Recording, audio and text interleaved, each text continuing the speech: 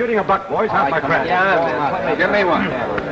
Beaver. Easy, pal. Bucky doesn't make. Very easy to make. How far am I in? 1 mile out. $2. That's it, boys. Snake eyes. Good morning, Mr. Reed.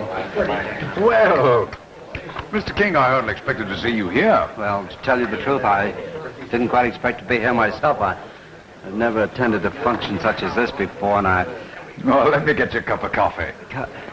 Oh, I told you this is my lucky day, fellas. I can feel it in my bones.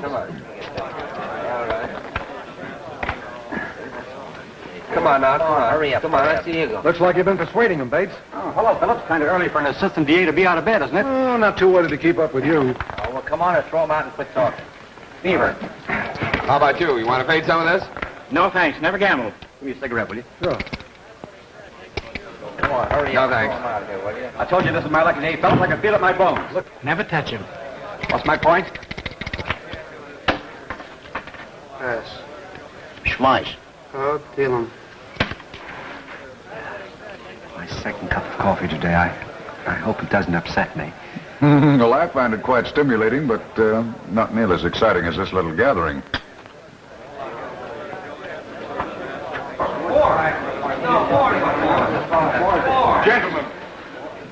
Gentlemen, your attention, please. In compliance with the laws of this state, you are gathered here to witness the execution of Nicholas Ross. You will file quietly into the death chamber and remain silent in your seats until the order is given to leave. Follow me, please.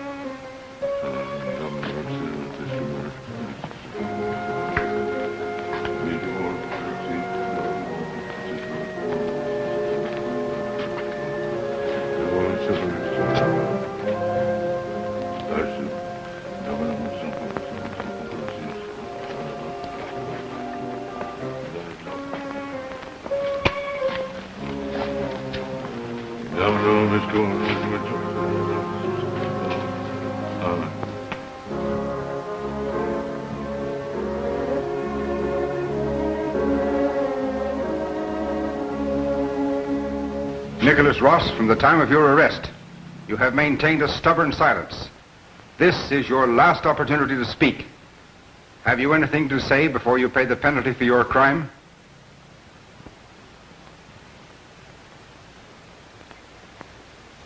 Yeah, Warden, I've got something to say.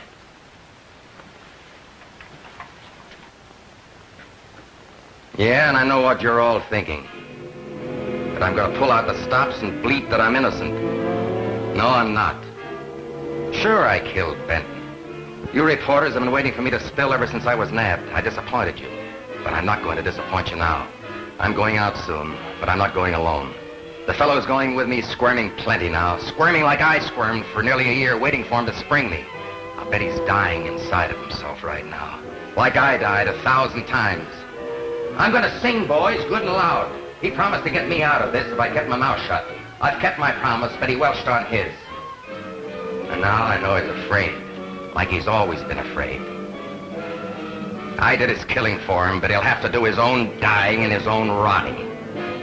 Benton was going to print a story in the paper that would have broken my boss, so he had me rub him out. Then he gave me the double cross. Now it's my turn. To hand it right back to him. The rat that gave me the nod to kill Benton, the phony big shot I'm talking about is... Doctor, what's the matter? You faint? Yellow, huh? He can dish it out, but he can't take it. Quiet, please.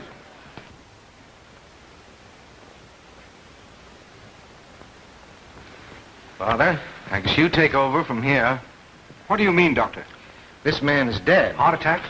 No. Murder. Murder? What do you mean? Quiet, everybody, please. Are you certain, Doctor? Look. See this dart? That's the baby. That did the job. Must be reeking with poison. Look at the dilation of the pupils. Boy, what a story. Yeah, just a minute, Bates. No hurry. Guard, cover the door. Nobody is to leave this room. What do you mean, no hurry? With 200,000 readers waiting and you say no hurry, then you don't know the Chronicle and my boss. Because if this isn't out in the street in the next edition, then I'm back on the lobster trick. And you know what that means, don't you? Or do you? A little night work won't do you any harm, Bates. Gentlemen, all line up along the wall, please. You don't mind, do you, Wardens? It's a good thing you were here to take over. I got to get back to my sheet. I got a broadcast to do. Well, no one can say that you weren't on the job this time. On the spot, you mean, Warden. I was watching him very carefully. That dart traveled with a lot of speed. It was shot out of something. And we're here to find out what that something is. Shot out of something? What do you mean you're talking about? Shh, now quiet, boys, please. If you keep on making noise, you won't be able to hear me. And if you don't hear me, you won't know what I want. And you're going to stay here until you do. Come on, Sherlock. It's too bad we don't have our cameras with us to take pictures of the great mystery unraveling. That might be very amusing. Gentlemen, please take your clothes off, all of you. What? Come on. What is the meaning of this? That's precisely what we're going to find out. Baldy, effrontery. Why should I be subjected to this sort of thing? And this man, who is he? This is Roger Phillips, District Attorney's Office. I suggest that you gentlemen cooperate. Oh, I'm very sorry, Mr. Phillips. That's quite all right, quite all right. You just follow instructions. Yes, of course. I should have listened to my old lady. She told me to change my socks. This is absolutely infantile. Who ever heard of a crime being solved this way? Well, you ought to see more double features. What's that to do with our undressing? Well, don't you get it? One of us has the murder weapon, and Phillips, the smart aleck, thinks we have it hidden between our toes or something. Most embarrassing. Absolutely absurd. Hey, wait a minute. What about you two guys? What do you mean? Well, if I'm sitting in a game of strip poker and the stakes are this high, everybody plays or I don't. He's right. It's the first time I ever knew anybody on the Times had brains. Start disrobing, Mr. Phillips. There's been a murder committed in this room, remember? I suggest that you start with your tie. I agree with you, Bates, 100%. You're absolutely right, Johnson. Looks like we're sitting in, Warden. Yes.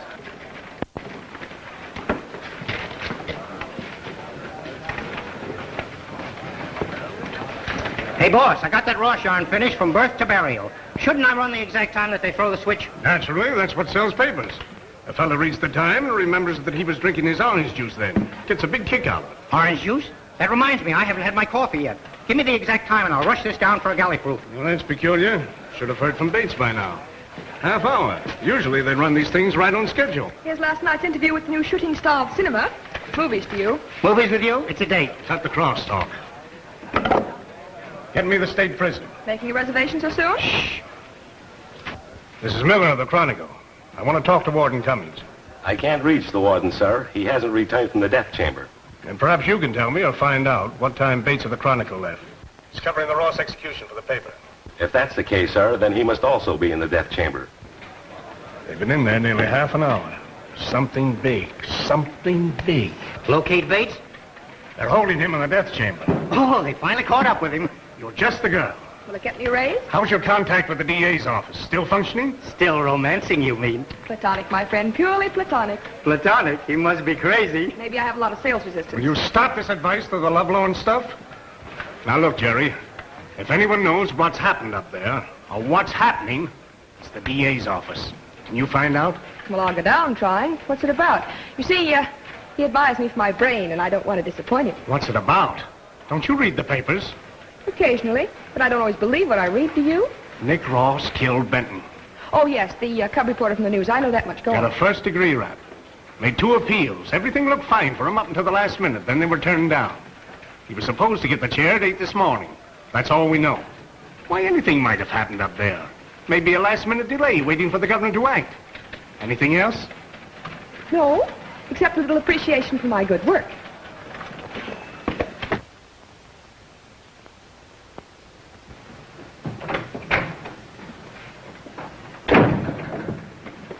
Would you repeat the number, please? Thank you. Line's busy.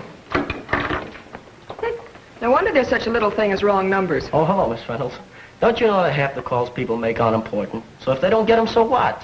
How do you know so much about the calls people make? Simple. I listen in like the letter carrier in a postcard. Don't say so. You tell Mr. Phillips I'm here? Can't? Don't tell me you have to finish that chapter. Nope, he isn't in. I'll wait. Sure, have a chair there, nailed down. Say, that's a corking new jacket you've got. When'd you get it, yesterday? Still a super sleuth, aren't you? How'd you figure that one out? Look at the collar. That one's pressed round, the others are flat. Deduction, obvious. You just put it on today, and that little tail around the corner hasn't had a chance to put his mark on it. You're wonderful. Say, I'll tell you something else. You got dressed in a hurry this morning. Don't tell me you were peeking. Ah, that's for amateurs. You got your left stocking on inside out. You're marvelous, but you'd better stick to collars. Isn't he in about this time? He's up at the state prison right now, attending that Nick Ross barbecue. Just sent me a message. Message? What did the message say? Nothing. Only he wouldn't be in till later. Hey, where you going? To prison. Oh, what some women won't do for a man. Bates, I have never seen such a collection of phone numbers. But you ought to see who answers. You know, Mr. Phillips, if you're lonesome some night and want a partner for solitaire, I might let you have a number or 2. Thank you, no. Back to your seat. Never have I been so humiliated. Felt kind of foolish myself. I guess I'll have to go on a diet. So I noticed. Mr. King. Yeah?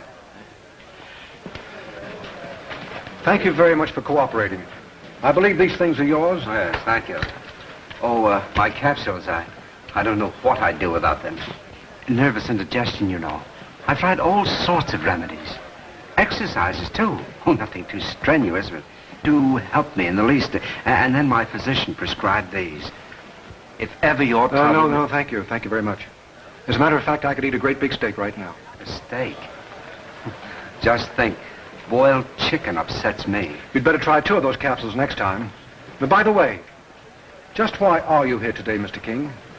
I'm Mr. Lowell King. Well, it sounds euphonious, but that's all. Mr. King is here at the invitation of the governor, Mr. Phillips. Oh, I see. He has been offered an appointment to the State Board of Pardons and Paroles and is making a survey of the state prison prior to accepting the vacancy. I hope that you don't have many occasions of this sort. Thank you, Mr. King. Yes, I quite agree with you, and thank you. That'll be all. Garvey. I'm Garvey. Evening Dispatch. Can I scram now? I got a deadline, mate. Plenty of time for the evening dispatch. Not this evening dispatch. It comes out in the morning. You'd better stick around a few minutes. It might be worthwhile. Mr. Lanning. I believe these things are yours. Mr. Lanning, just why are you here today? Nick Ross asked for me. Got me a pass. Why? Oh, I don't know. I guess I'll do it that. I've known Nick ever since he was a kid. I had a candy store. He used to come in with his penny. Nice kid. Didn't see any bad in him then. Warden, did Nick Ross send for him? He did? Mr. Lanning, do you still have a candy store? Well, no, I'm sort of retired. I made a nice real estate deal some time back, and I'm fairly comfortable. Did you ever help Nick Ross out as a kid? I told you he was a good boy.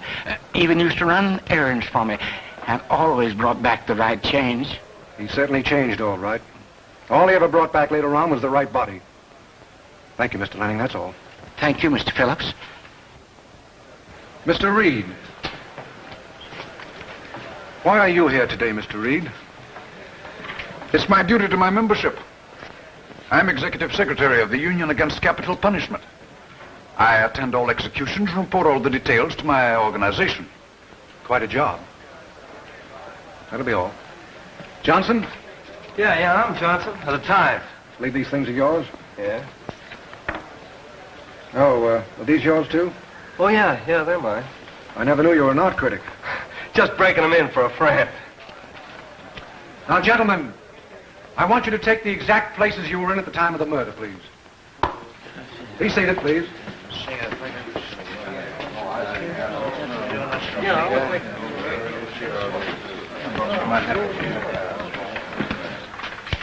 Now, Nick Ross was standing in about this spot when he was hit.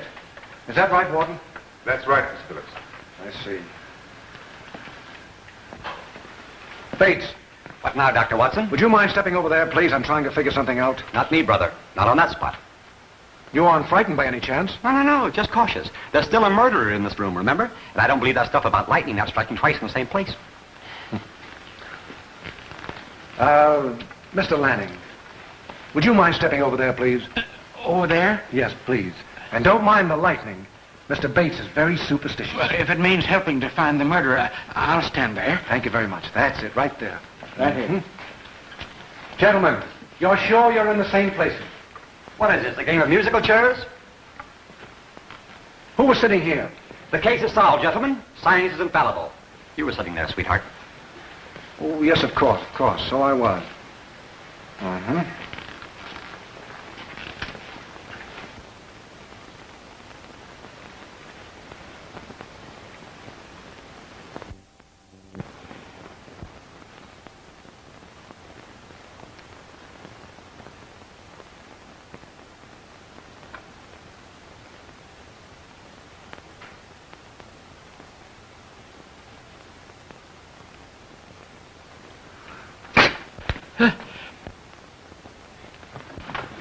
Why did you kill Nick Ross? Who? Me? I didn't. You did, Lanning. Why? I didn't. I swear I didn't. I was sitting over there like all the others. You told me you didn't smoke, didn't you? Yeah, that's right. Never touch him. Mr. Lanning, the cigarette holder was found in the pocket of your coat. It's yours, isn't it? No, it isn't. Oh, yes. That's right. It is. I see. That's better. It is yours, isn't it? But it's not. What do you mean? First it's yours, then it isn't, and now it's not. Well, you see, it's like this. It's my daughter's. That is, it was my daughter's until I took it away from her. She came home late last night, and she was smoking with it like a loose woman, and I took it away from her. I like to keep an eye on her. She's a good girl, but I want to watch her same as any father. How old is your daughter? She'll be 26 next July. You mean to stand there and tell me that you took a cigarette holder away from a woman of 26? She's not a woman to me, Mr. Phillips. She's my baby. This sounds like a bedtime story to me. You mean to stand there and tell me that Nick Ross invited you here just because he bought candy in your store and ran errands for you? There's more to it than that. I was a character witness at his trial. I even wrote a letter to the governor. Nick was a good boy until he got mixed up with the wrong crowd. Maybe that's why he wanted me here. I remember at the trial, the first one, when he said to me, "Gee, it's good to have you here." And then I reminded him of the time when the only racket he'd ever heard of was the tennis racket. And he laughed. A sad kind of a laugh. Character witness, huh? Wrote the governor. And I suppose you told Nick Ross all about this? Yes, I did. When I visited once. How did you know? Because you did it to show him that you were trying to spring him. Now I know why Nick invited you here, so he could put the finger on you. But you beat him to the punch. Lanning, you're guilty of murder, and I'm placing you under arrest. He's in your charge. Can we go, teacher? That's all, boys. Go ahead. And don't forget the DA's office, always on the job. What a story. What's the matter? What's the... Bates, what's happened? Will you gentlemen be available as witnesses, inasmuch as you both sat beside him? Delighted. I shall even be available for the execution, which no doubt will be the aftermath. No doubt. And you, Mr. King? Oh, it's a sorry affair to be a party to. But you may rest assured that I'll be at your service. And may I offer my congratulations on the splendid manner in which you handled everything. Thank you very much. Where can I reach you by phone? I'll give you my private telephone number. You can reach me at the office of the Union for the abolition. Yes, I know. Capital punishment. Thank you very much. Here it is. That's fine. Good day, gentlemen. Good day, sir. And you stick around and get yourself a follow-up. Who's drowned? Phillips, he can tell you plenty. He usually does, but why more this time? Because he's the lad who made the pinch. Oh, well, where can I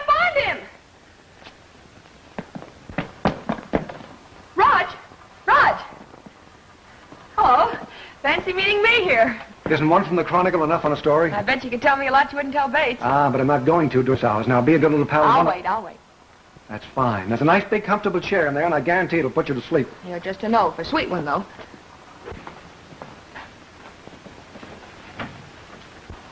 Who's he? Do you know him? Mr. Lowell King. He has dyspepsia and a mole on his right thigh. What have you got, an X-ray eye? Mm-hmm. Me with my stocking on backwards.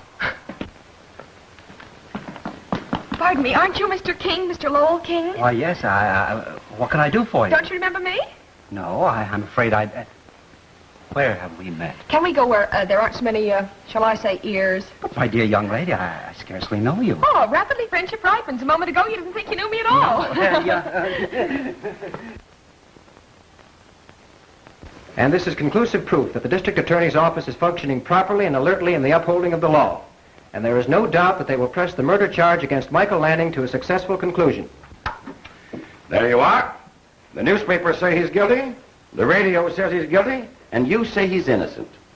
What did you study law out of, Blackstone or the pulp magazines? Do you know what this is going to mean when we let him go? Who said anything about letting him go? Are you insinuating I'd permit an innocent man to be tried for murder just because of some stupidity of yours? Now, please, Chief, please, watch your blood pressure. I'm not insinuating nor hinting. When Lanning goes out of there, someone else is going in, the real murderer. Then why not arrest him now? How can I when I don't know who it is or what it is? A fine mess. It'll ruin me. Why should they blame you? And why are you so certain he isn't guilty? He was in that room, wasn't he? Why? And that cigarette holder. Don't tell me that isn't damaging evidence. Not when everybody on the street heard him take the cigarette holder away from his daughter. Why did you do this to me? Now, Chief, look. We'd be a fine pack of saps if I witnessed a murder in a locked room and couldn't find the murderer. Don't say we. I wasn't in that room. Well, anyway, I'm holding one temporarily. In the meantime, the real murderer... Yeah, the real murderer. He'll just hang around, wait for you to nail him, thinking the whole case has been settled. Listen, Roger, this is serious. Someone is guilty. And we haven't enough evidence on Lanning to convict him. Is he in? Yeah, but he's busy with the chief. Now, I'll go into his office and wait. You do, and he'll toss you out. He's working on that Lanning case. What a coincidence, so am I. You are, so am I. Only I got it solved, see? Now, look. Lanning is no more guilty of that murder than Phillips in there is. I say, here's my theory. Who said it was murder? Now, tell me, who said it was murder? I think he killed himself. Nick Ross. Oh, how could he possibly? I'm working on that right now. Look. This stuff is going to your head instead of your brains. What'll they write next? Why don't you go to the library and find out for yourself?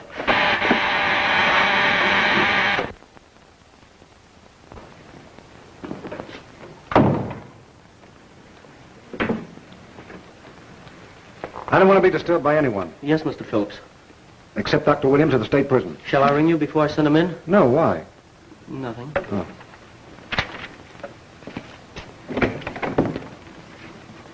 Oh, no wonder he was so anxious to announce Dr. Williams. My, you're a busy man. When do we ever get a moment alone together? This is it, darling, so you better take advantage of it. I will. Now that the amenities are over, let's get down to business. Look, Raj, I've got a typewriter over at my office that's just begging to knock out a hot yarn on the Lanning case. When do we indict him? We're not, and it's off the record. If one syllable breaks anywhere... I know you'll break my neck. What's happened? Nothing, that's just it. I had as much on Bates to pinch him as I did Lanning. It was just as simple for him to blow the dart. With what, hot air? No, he had a pipe. Bates had a pipe. It doesn't mean anything. Maybe Tommy was right. He said Lanning wasn't any more guilty than you. Tommy? Oh. Tell me, how did you come out of your interview with King? How did you know? How did I know? Didn't I sick you onto him? Or do you think for a minute that I was trying to get out of buying you your lunch? Do you blame me? First you stand me up for breakfast, and then you push me on to someone else for lunch. Did he take you to lunch? Luncheon, if you please. Sterling silver coffee service and everything. And I didn't have to go Dutch or leave a tip. Mm-hmm. What did you have to eat? I mean, what did he have? You going in for studying diets? Oh, tell me, Jerry, how does he eat, like a man or a mouse? Well, I'd say more like a mouse. He had a carrot salad and a glass of milk. Oh, then he has got dyspepsia. Oh, every symptom. So I didn't learn anything about Mr. King, but what's his ailments got to do with the case? Well, you know. Be suspicious of everyone. That's the first rule. The last rule that counts when you count up. Raj, you've got yourself in a spot. Now, Jerry, don't be redundant. The chief's been harping on that all morning. Do you want to help me, Jerry? It may lead up a blind alley. If there's a story in it, just say the word. Remember Vern Drake? Oh, sure. Nick was his girl. I got 2 columns out of her the day after Nick was arrested. That's 3 more columns than we got. I've got a job for you. Is it permanent, and can I have every other Wednesday off the club night? We'll discuss that later, and preferably in the moonlight. It sounds so nice.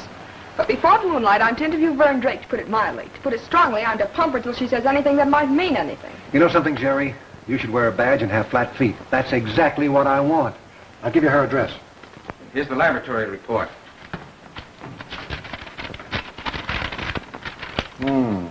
Garrari. Sounds deadly enough. I never heard of it. It's a rarely used poison. Just a scratch and the victim stiffens suddenly and collapses. When it enters the bloodstream, death is instantaneous. Should be simple enough to trace where it was bought. A rare poison like this isn't apt to be found on every druggist's shelf. And this one happens to be. It can be bought almost anywhere without a prescription. Properly compounded with certain other drugs, it's often used in the treatment of certain organic diseases. You seem to know quite a bit about poison, Doctor. 4 years of pre-med, 6 years of medicine, 2 years of interning, and 2 years of prison medicine. Don't you think I ought to know something? Oh, yes, of course. Certainly. Thank you very much, Doctor. Of course, I'll need your expert testimony at the trial. Naturally. Thank you.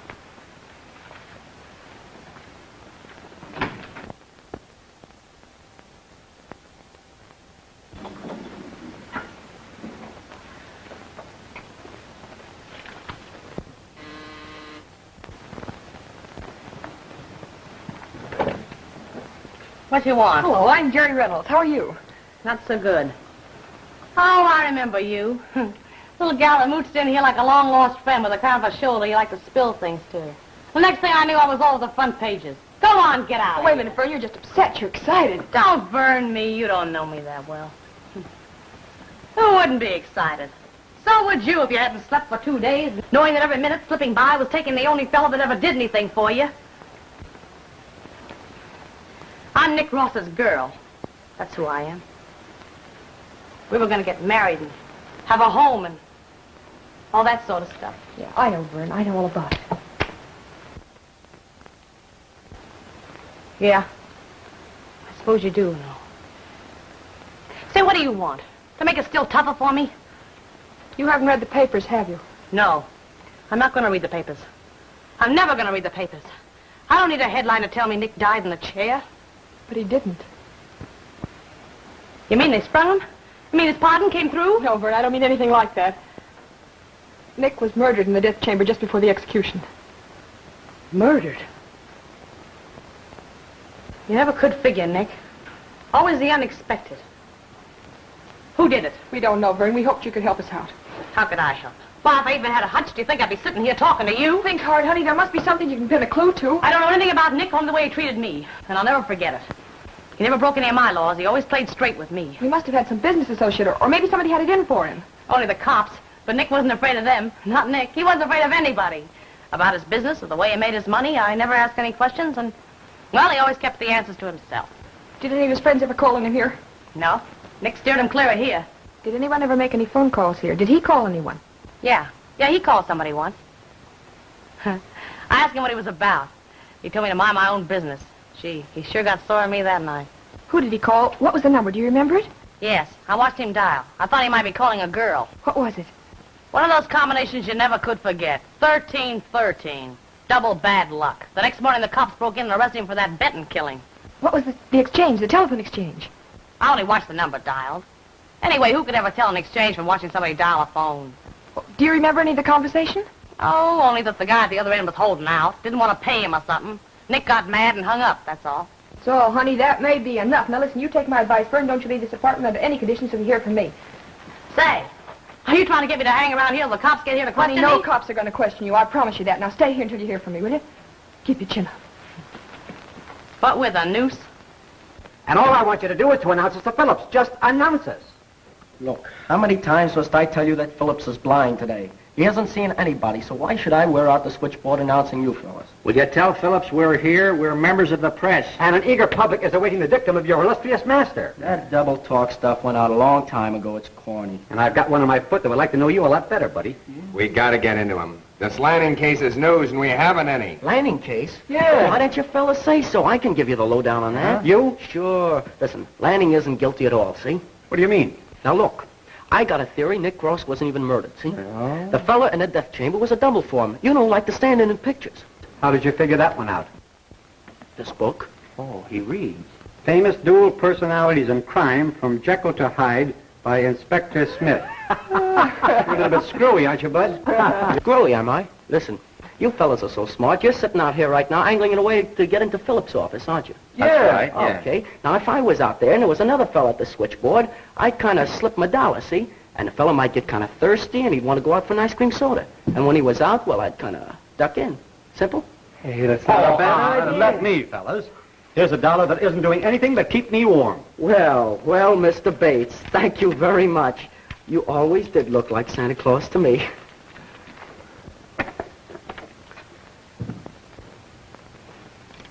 Hey, wait a minute. How about that ice cream soda? Ice cream soda? Yeah, the ice cream soda. Yeah. Oh, the ice cream soda. Oh, well, that was if I'd be outside and there'd be another fella at the switchboard, but I'm at the switchboard and I'm allergic to ice cream. You have been taken, my friend. No, fellas, let me.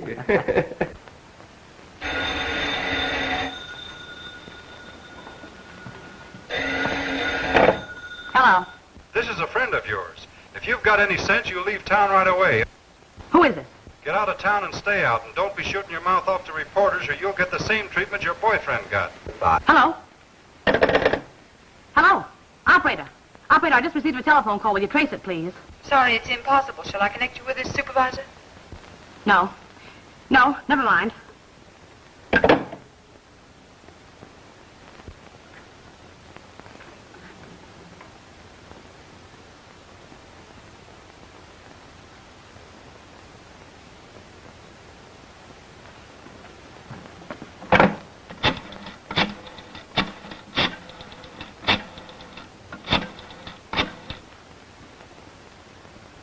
Hello? Hello, this is Vern Drake. It's very important that I see you here right away. But that's impossible. I can't get away right now. Oh, yes, you can, or else I'll come over and get you. No, don't do that. I'll be there in an hour. I'll be waiting, but only for an hour.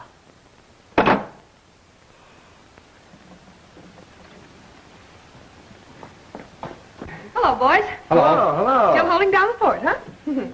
Hello, Sherlock. Hey, what does she think she is, the Panzer Division? Hey, why did you let her in? Mr. Phillips' orders. Well, why is she any different than we are? Mr. Bates, don't you think you should ask your mommy that question? Go on. What else did you find out besides the number of rooms in her place? That she doesn't like policemen. Come on now, come on. There's something more important behind those twinkling eyes. There is a telephone number, 1313. Jerry, pardon me if I seem a little dull, Well, but... in all the time Nick Ross spent at her apartment, he only made one telephone call, and the number he dialed is 1313. What exchange? I couldn't find out. I wish I was good at these quizzes. So do I. Tommy, tell investigation I want a list of all telephone numbers 1313. The name of every exchange and every subscriber. Right. Raj, before you waste any more time, may I suggest you send someone over to keep a tab on that Drake girl? You never can tell what might happen. Good idea, Jerry. Send Collins in, Tommy. Collins. Yeah? Mr. Phillips wants to see you. Okay. Don't tell me he's any different. Yeah. He wears garters. How does he know he wears garters? Don't ask him. He knows everything. Collins, Nick Ross's girl, Vern Drake, lives at 69 East Boulevard. Apartment 6. I want you to get a complete report on what she does and where she goes. Right, sir. What did you say that number was? I mean the telephone number. 1313. 1313. Where have I seen that number before? Here it is. Pathway 1313. Oh, this is Lower King's number. He wrote it down for me himself this morning. Oh, Raj, what a story. Now, take it easy. Don't get excited. Take it easy. We'll check on this lad. One swallow doesn't make a drunk, you know. And one telephone call doesn't make a murderer. Especially if he looks like King.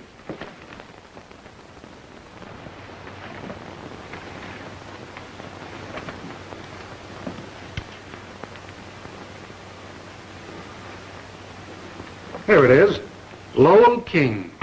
Groton, Harvard, University Club, Metropolitan Club, National Yacht Club, President and Chairman of the Board of the King Appliance Company. It's amazing. No wonder he has dyspepsia. I wouldn't take him for a murderer. Neither would I. Tommy, come in a moment, please. Say, you're not suspecting King, are you? Well, I don't know. Oh, he's not the type to do his own washing or his own killing. Doesn't that impression rather gel with what Nick Ross said about the big shot who wasn't the type to do his own killing? Yes, Mr. Phillips. Tommy, file this on the witnesses, Lanning case. Yes, sir. You're losing your grip, not witnesses, suspects. Don't let your imagination take you for a ride. Well, say, Mr. Phillips, what do these numbers mean back here? What numbers? It might be a code or something. Once I read in the You book read that- too much. I don't know. It might be a stock quotation or a Chinese telephone number. What do you make of it? It's funny, I seem to know, and yet I don't. It's right on the tip of my memory, too, that combination. I don't know, I give up. Oh, don't worry, I'll figure it out. It's a cinch. Just like that crossword puzzle. Don't forget, I gave you the four-letter word. Now go on about your business. King's colleges and clubs frighten you off? Definitely. Where are you going? I'm going to pay a little visit to Mr. Lowell King. Oh, just rehearsal for your star witness, huh? My little plum, it's only a short step from the witness chair to the prisoner's dock. You never can tell.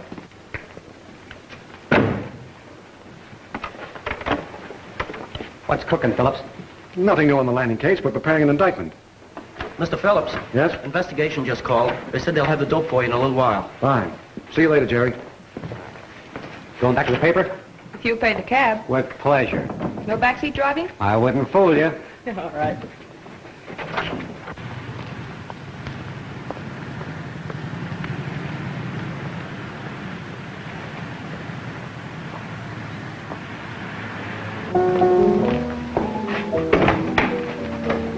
I'd like to see Mr. King, please. Who shall I say is calling? Mr. Phillips, District Attorney's office. Won't you come in, please?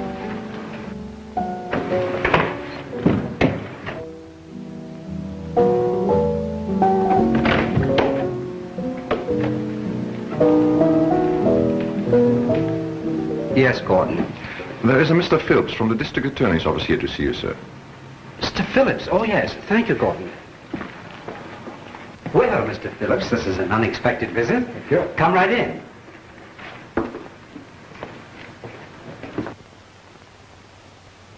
Won't you sit down, please? Thank you.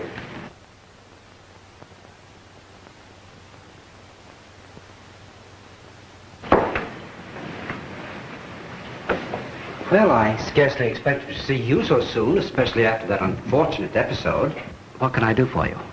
You might be of some service. Well, as I've already said, you can count on me. But I hardly think I could be of any assistance to you, especially after the masterful way you caught Lanning. Quite an accomplishment, quite. Thank you. Tell me, Mr. King, how well did you know Nick Ross? Know him? Not at all. Knew of him, yes. Merely the things that one reads in the newspapers. Most undesirable characters, I recall. Then why did he telephone you on the day that Benton was killed? Telephone me? It's preposterous. Just what are you trying to say, Mr. Phillips? That Nick Ross telephoned you on that day. Your telephone number is Pathway 1313, is it not? Yes, that's my number. Mm-hmm. It's beyond my comprehension. You must be mistaken. I can assure you I'm not. Just, what is the source of this misinformation? Nick Ross's sweetheart was with him at that time. But I can't understand what... Just a moment.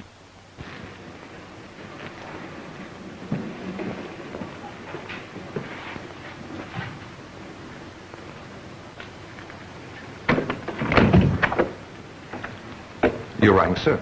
Yes, Gordon. Tell me, do you ever know a person named Nick Ross? Yes, I did, sir.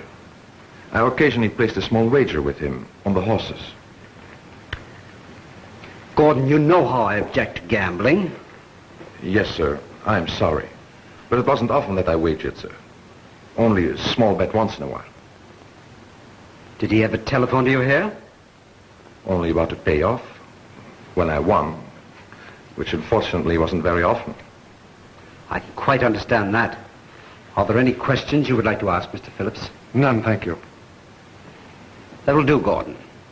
I'd like to have a word with you later. Yes, sir. I wouldn't be too harsh with him. But I don't quite know what to do about it. In my own home, that's the disgraceful part of it. It's quite a popular pastime, you know. But there's no telling what that sort of thing might lead to. Imagine having someone in one's employ who had dealings with such a character as Nick Ross. Why, it's most upsetting.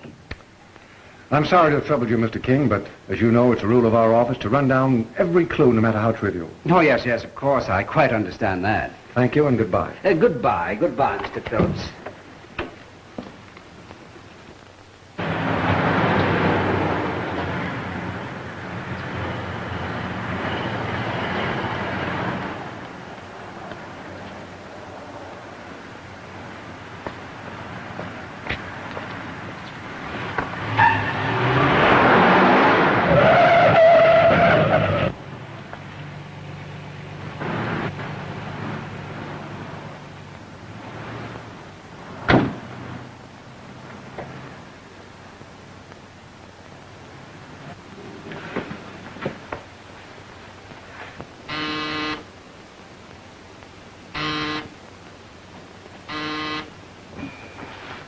It's about time you got here. I had some people in the office. I thought I told you never to call me there. You told me lots of things, but now I'm telling you something. I want that money back, and I want it right now. But I haven't got it. It's been used. Listen, you came to me and told me you could spring Nick. You gave me all that dribble about connections. We scraped up $5,000 for you. Now you scrape it back. It's impossible, I tell you. I haven't got it. What did you do with it? You don't seem to understand, my dear. That money was a contribution to the Union Against Capital Punishment to further our good work and our efforts. Don't give me that. You're the union and there's nobody else. Listen, you fake. Do I get that money or do I call the district attorney's office? Just a minute, Miss Drake. Please, don't be so impetuous. Do I get it? Yes. I meant to give it to you all the while. Of course, I can't give it to you right at this very minute. I mean, it'll take a few days to make the necessary arrangements. I'm not interested in your arrangements. All I know is that I have a reservation on the 8:30 plane out of here, and I'm using it. Oh, so you're leaving town? Yes. Why? Well, because the climate around here isn't exactly good for my health. And unless you shell out, it won't be good for yours. I see. Sort of an emergency, eh? Well, in that case, I think I can get a considerable part of the money. I'll go right down to my safety deposit box and return immediately. You can go to your safety deposit box, but you don't have to bother returning because I'm going with you in my car. I don't want you picking up the wrong road map and getting lost. Come on.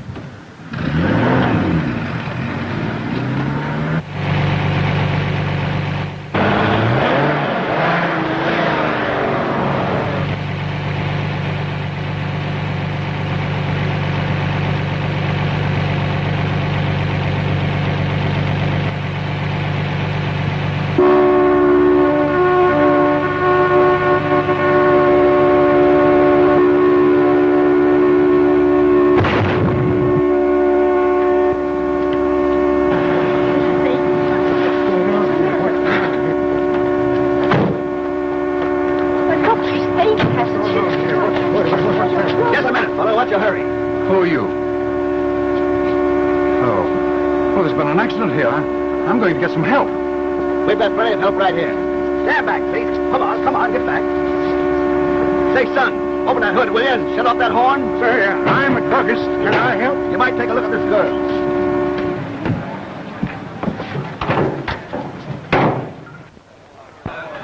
We made a complete examination, Collins. We couldn't find a mark on her that caused her death. Tell me, did you see anybody touch the car? I know. I was here all the time. Oh, say, wait a minute, Mr. Phillips. When the car crashed, the horn was blowing. So I had a fellow lift the hood and cut it off. Hook it up again, Cliff.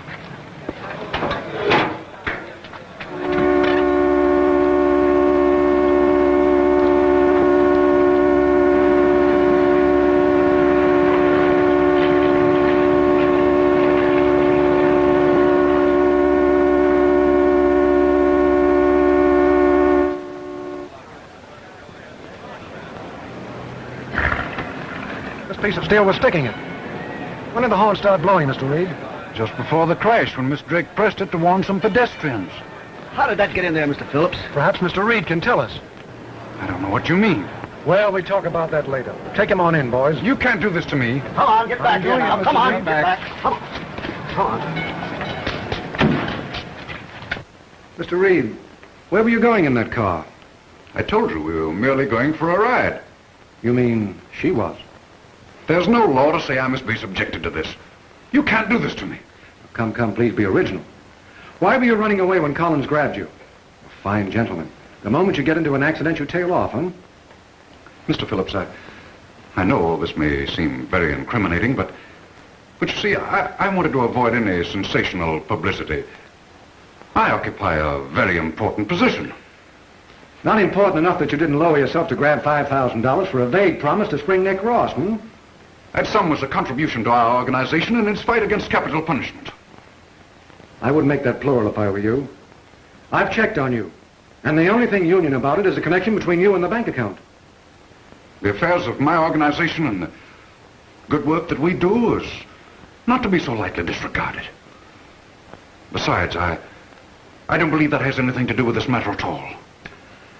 Mr. Reed, Vern Drake was murdered. You are aware of that fact, are you not? Impossible. Murdered? Why, I don't believe it. Why, I was sitting right beside her. That's why I'm booking you for murder. Logical, isn't it? You killed her, Reed, with this sliver of steel. You concealed it in the horn button. On it was the same poison that killed Nick Ross. That's why I'm holding you for that killing, too. But I tell you I didn't. Why should I? I'm a district attorney, Mr. Reed, not a mind reader. And I'm quite certain that I'll find the correct motives.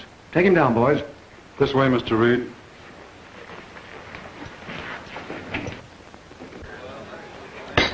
You know, Jerry, I feel like a triple stepchild up there at that DA's office.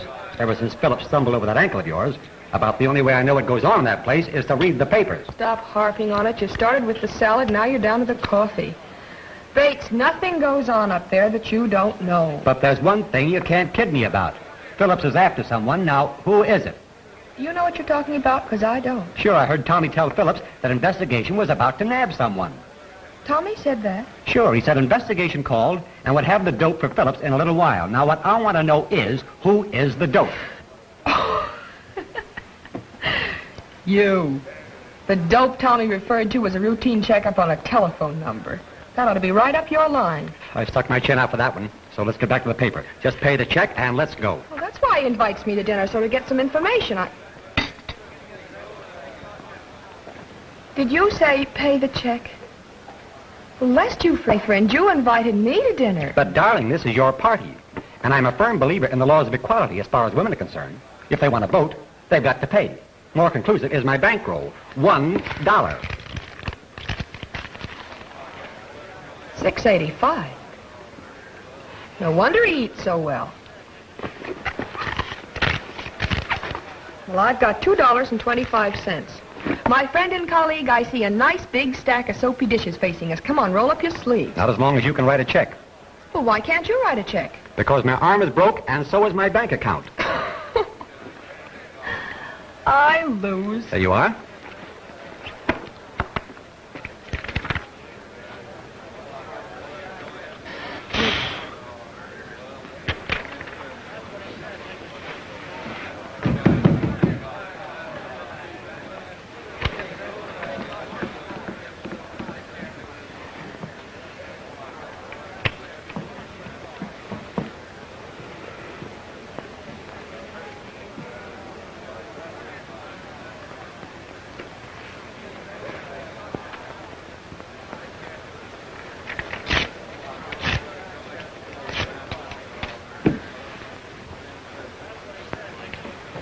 Hello?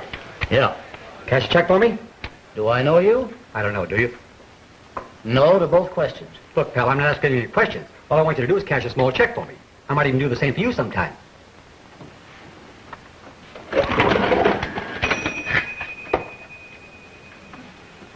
The boys that cash these checks here promise to do the same thing for me sometime. I get it. Thanks, pal.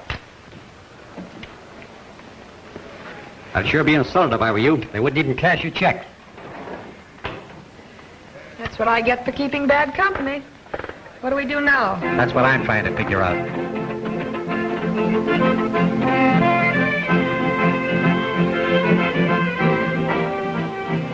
How does anybody think with that music going on? I've got an idea, babe. The Marines have landed.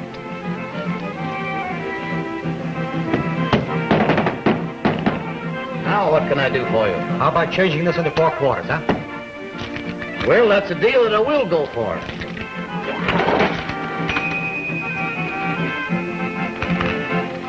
Thank you, Al.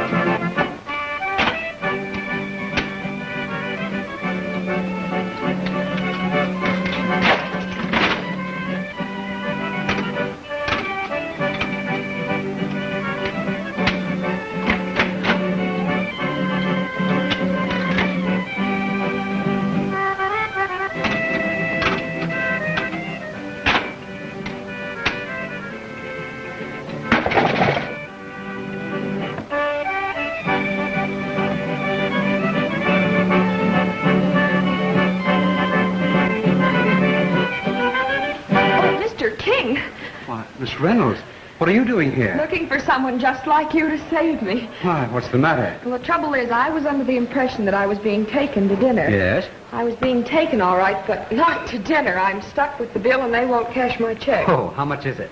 $10. Ah, hello, Mr. King. I didn't recognize you with your clothes on. How do you do? Well, I see that they cash your check all right. They know me rather well here. You know, I'm really becoming very, very fond of you. Well, that's very, very nice. Joe? See that they cash this young lady's check, please, and tell Mr. Garrick that I said it was all right. Yes, sir. Take my advice. Goodbye. Come in. Boss, I got a check here from Mr. King. He said you would cash it. Yes, give it to me. It's all right. Okay, boss.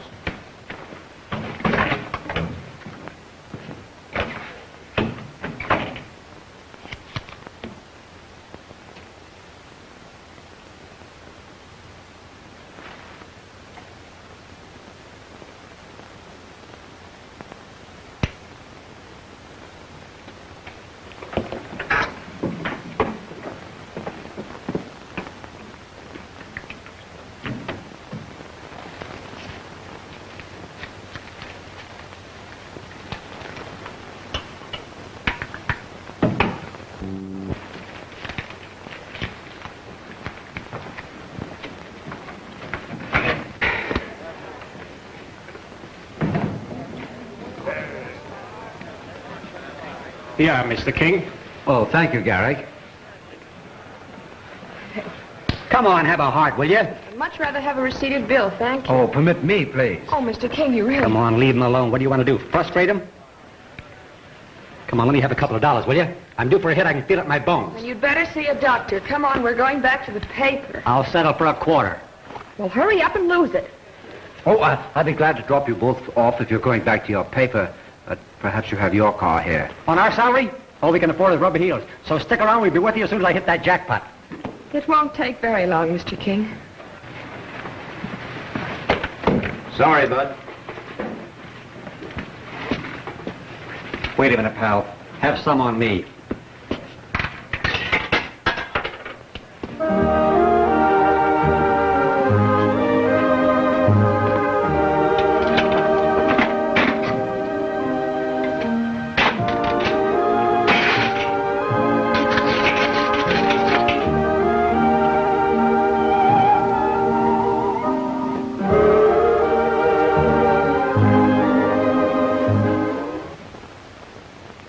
You're remarkable, cracking the case like that. Now I hope you'll appreciate me and not run off to dinner with fellows like Bates. We'd better go before you start chasing me around the desk. Good idea. And I know just the place to go.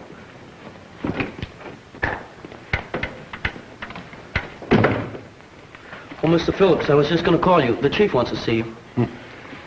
I'll see you in a moment, I hope, darling. Take that pat in the back. I'll wait. Lips are smudged. Observing chap, aren't you? Yep. Still trying? Just mental exercise. I'll get it, though. This book here is going to show me how. Codes from Rosetta to Marconi by Inspector Brown. Well, well.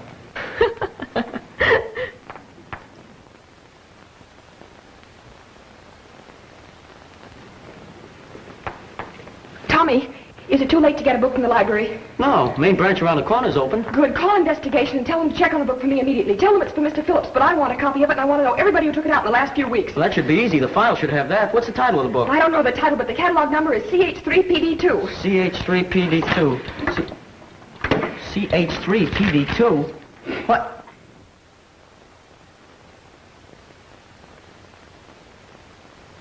Hey, that's what I've been... We found it! Oh, I'm sorry. Hey, wait a minute. $500 bills. Hey, are these things real? What's real? Well, there's five $500 bills and 2 ones. I know the ones are real, but... $2,502. How did I get... Yes! Tommy, listen, this is terribly important. Tell Mr. Phillips not to leave here until he hears from me. I've just fallen into something. I'll say you have. $2,500 worth. Well, we've really done a remarkable job. We have Reed right where we want him. And this is one time he don't have to worry about a confession. I've already prepared the release papers on Lanning. Poor chap. He was so overjoyed at Ross's murderer being caught that he made me a gift of his cigarette holder. Well, when you get the indictment ready, let me check it. Right.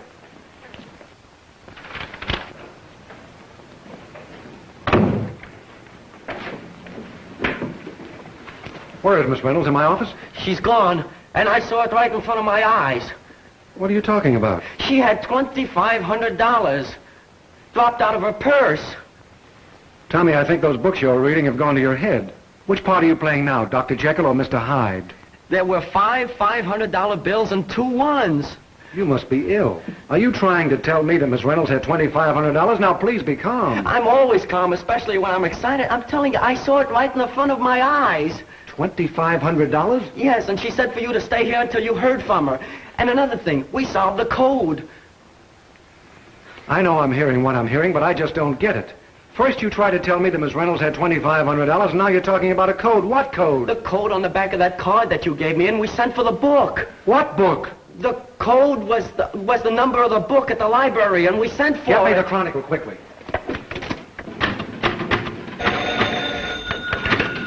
Hello? Oh, hello, Phillips. Jerry? No, she scrammed over to your place when she heard about you grabbing Reed with a corpse beside him. Listen, grab a cab and come right over here. This is very important.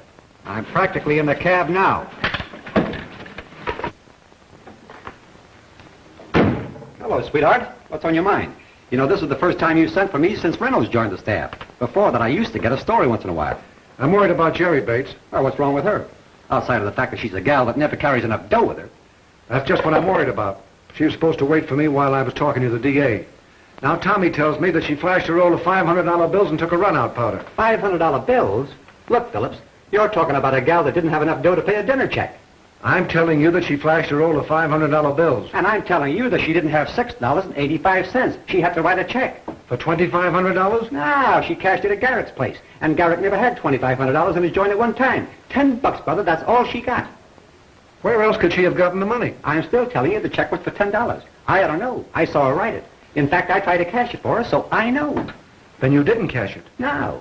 Well, who did? King. King cashed her check? Garrett. Now, wait a minute, Bates. In your own calm way, and take it easy. Tell me the story right from the beginning. Well, it's very, very simple. I took Jerry out to dinner, and she didn't have enough money to pay the tab, so she wrote a check. Well, I took the check and tried to cash it for her, but the bartender turned me down, so I brought the check back to Jerry. She gave it to King. King took it over to Joe. Joe gave it to Garrett. Garrett cashed it and gave the money to King, and King gave it to Jerry. You got to admit that check got a lot of mileage. Did Jerry count the money? No, just because I wanted to borrow a couple of dollars, just to make a very worthwhile investment, she put the dough right in her bag. She's a very selfish dame. Why should Garrick hand out $2,500 for a $10 check? But Garrick didn't even want to cash the check for us. He cashed it for King, didn't he? There's something phony about this, Bates. Sorry, Mr. Phillips, but I didn't get that book. There's only one copy of it, and it's at the East Parkway branch, and it's closed.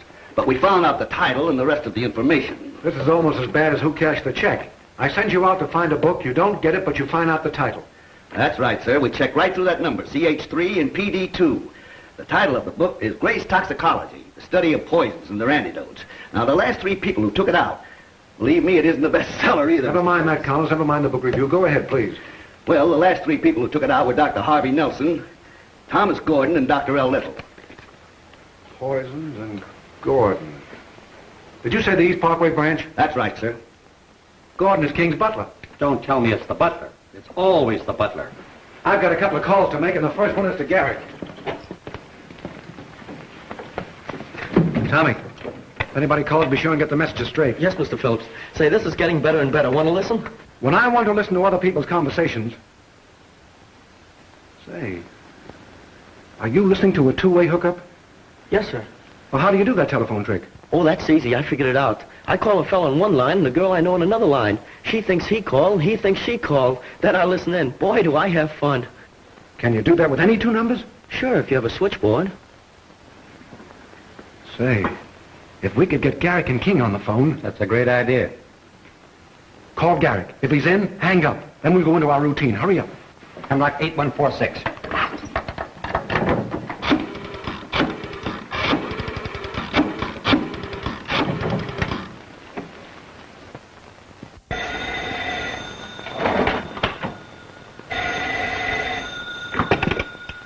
Hello? I'd like to speak to Garrick. Mr. Garrick isn't here. He'll return at 9:30. He'll be back at 9:30. That's only half hour from now. We'll wait. Come here. You know, it was the greatest shock to me when I heard that Reed was being held for the murder. He seemed a most uprighteous man. There's an old adage, Mr. King, about a book and its cover. Yes, that's quite true, isn't it? I suppose Mr. Phillips is quite pleased with his work. I had no idea. I couldn't have believed that Lanning was innocent, particularly after the way that Mr. Phillips presented his evidence. Or is this just another case of his ingenuity, holding one person while he tracks down the other suspect? Oh, no. Reed is absolutely guilty this time. You see, the same poison was used in both instances. Oh, really? That isn't the reason I came here tonight. Oh. Would this be a social call? Oh, in a way it might be. It also might be the beginning of a very strange story. Tell me, Mr. King, what do you know about Garrick and his restaurant? Garrick? Yes. Pardon me, please. Hello? Hello, boss.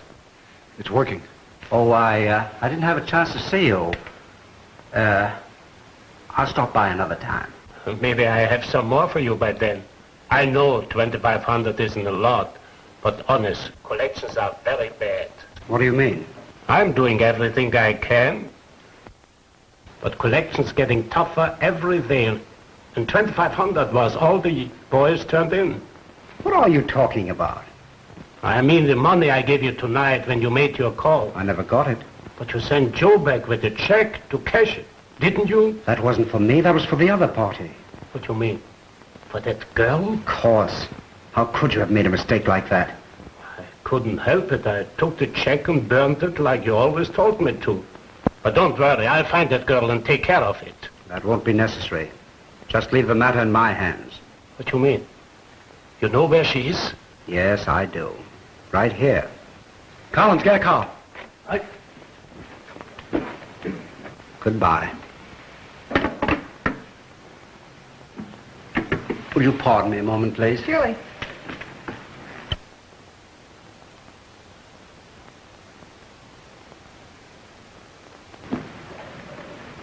Yes, Mr. King? Gordon, I'm not to be disturbed. It's not often that someone as charming as Miss Reynolds drops in for a friendly visit. Yes, sir. I understand. Now, just what were we talking about? Well, I asked you what you knew about Garrick and his restaurant. Garrick. Hello, Garrick? This is Gordon. I think you and a couple of the boys should come right over. There's a package here that has to be taken away. Nothing I like better. And one is not apt to be bored by the conversation of one's friends. You know, I find conversation while one is dining, it's, well, it's sort of upsetting. He doesn't make much money in his business, does he? You ask almost as many questions as your friend, Mr. Phillips. I didn't really mean to. What's the matter with this crate? Can't you go any faster? Got it all the way down right now, Chief. can't quite understand why you've taken such a personal interest in my affairs. Well, two reasons, I guess. One, because I'm a woman, I'm curious. The other, because I'm a newspaper woman, I thought I smelled a story. I'm sorry I annoyed you, Mr. King. I'll be going. Sit down, Miss Reynolds. What?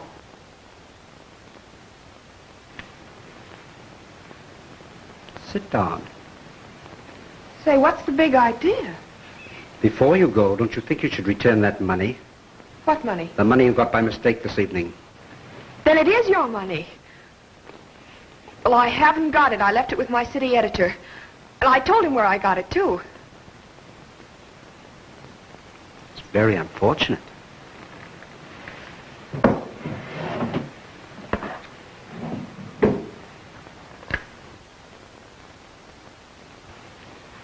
You know, I regret exceedingly that you've become so interested in my affairs.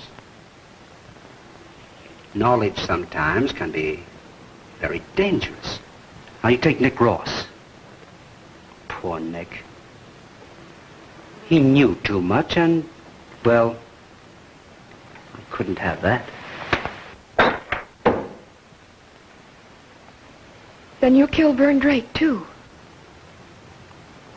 Yeah. I was afraid she might talk too much.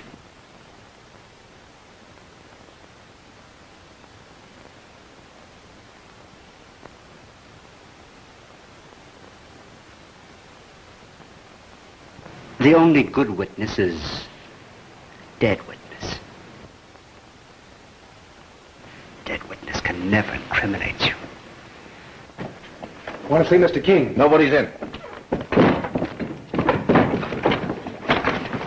I said I wanted to see Mr. King. I told you nobody is in. Now listen.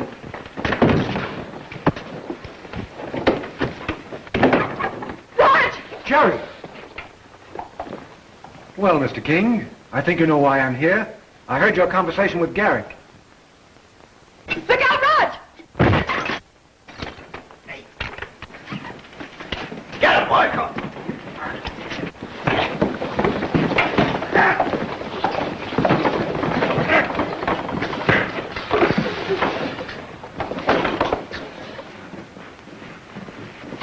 Here they are, Chief. Thanks. Take Mr. King down and book him for murder. Right. And hold the others on a conspiracy charge. Okay, Chief. Get him out of here. Come on. That was a nice shot, Jerry. Hey, he forgot his little dyspepsia pills. Leave those alone, Bates. Why, what's the matter? Look. Oh, so that's where he kept the little fellas. What a story. May I go now, teacher? With pleasure, Bates. Oh, Roger might have been killed. Not with a bodyguard like you around. And now there's no question about it. About what? About your joining my staff permanently. And in a couple of years, we may even discuss your Wednesday night club meetings. Oh, I'll resign from the club. Honeymoon Bridge is much more interesting. Do you know what? What? Tommy was right when he said Reed wasn't guilty. Oh, honey. This is no time to discuss Tommy. Come here. Come in. Chief, Yes, Tommy, what now? I've solved the Nick Ross murder. Reed is no more guilty than Lanning is. Then who is guilty? Why, King, Lowell King. And just how did you arrive at that? Simple. He's the only one I didn't suspect. Well, nice work, Tommy. Thanks, Chief. Thanks. Ho, ho, ho.